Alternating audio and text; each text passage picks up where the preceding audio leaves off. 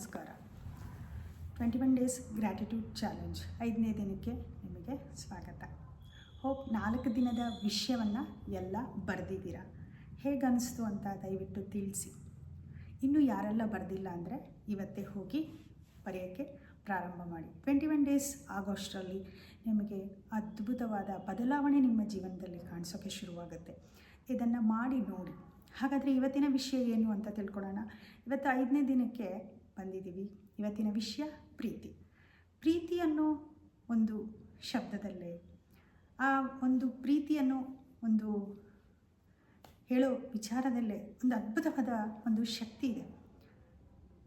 ಆ ಪ್ರೀತಿ ಎಷ್ಟು ಬದಲಾವಣೆ ಮಾಡುತ್ತೆ ನಮ್ಮ ಜೀವನದಲ್ಲಿ ಅಂದರೆ, ಯಾರೆಲ್ಲ ನೀವು ಪ್ರೀತಿಸ್ತೀರಾ ನಿಮ್ಮಲ್ಲಿ ಒಂದು ವಿಶೇಷವಾದ ಬದಲಾವಣೆಯನ್ನು ನಿಮಗೆ ತರೋಕ್ಕೆ ಶುರುವಾಗುತ್ತೆ. ಅದೊಂದು ಶಕ್ತಿ. ಆ ಪ್ರೀತಿಯನ್ನು ಒಂದು ಶಕ್ತಿಯಲ್ಲಿ ನಿಮಗೆ ಏನು ಬೇಕಾದರೂ ಲೈಫಲ್ಲಿ ಪಡಿಬೋದು.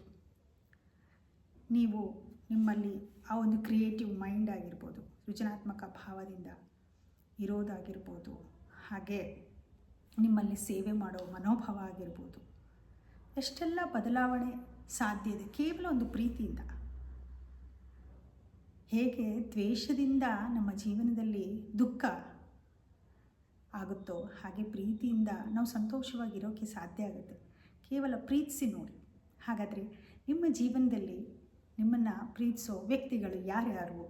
11 ಜನನೇ ಬರಿಬೇಕು ಅಂತಲ್ಲ, ಯಾಕಂದರೆ ಕೇವಲ 11 ಬರಿತಾ ಹೋಗಬೇಕು ಪ್ರತಿದಿನ ನಾವು. ಇನ್ನೂ ಹೆಚ್ಚು ಜನ ಇರ್ಬೋದು ನಿಮ್ಮ ಲೈಫಲ್ಲಿ. ಯಾವಾಗ ನೀವು ಬರಿತೀರೋ ಏನು ಬದಲಾವಣೆ ಆಗುತ್ತೆ. ಯಾಕೆ ಬರಿಬೇಕು ಅಂದರೆ, ನೀವು ಯಾವಾಗ ಅವರನ್ನು ಗುರುತಿಸಿ ಅವರಿಗೆ ತನ್ನದ ಭಾವವನ್ನು ತಿಳಿಸಿ ಅವರಿಗೆ ಈ ರೀತಿ ಬರೆಯೋದನ್ನು ಶುರು ಮಾಡ್ತೀರೋ, ನಿಮ್ಮ ಜೀವನದಲ್ಲಿ ಇನ್ನೂ ಹೆಚ್ಚು ಪ್ರೀತಿಸೋ ಜನ ನಿಮ್ಮ ಲೈಫಲ್ಲಿ ಬರೋಕ್ಕೆ ಶುರುವಾಗ್ತಾರೆ. ನಿಜ, ಇದನ್ನು ನೀವು ಬರೆದು ನೋಡಿ, ನಿಮಗೆ ಆಗ ಗೊತ್ತಾಗುತ್ತೆ. ಹಾಗಾದರೆ ನಿಮಗೆ ಬದಲಾವಣೆ ಆದರೆ ಖಂಡಿತ ತಿಳಿಸಿ. ಧನ್ಯವಾದ. Thank you.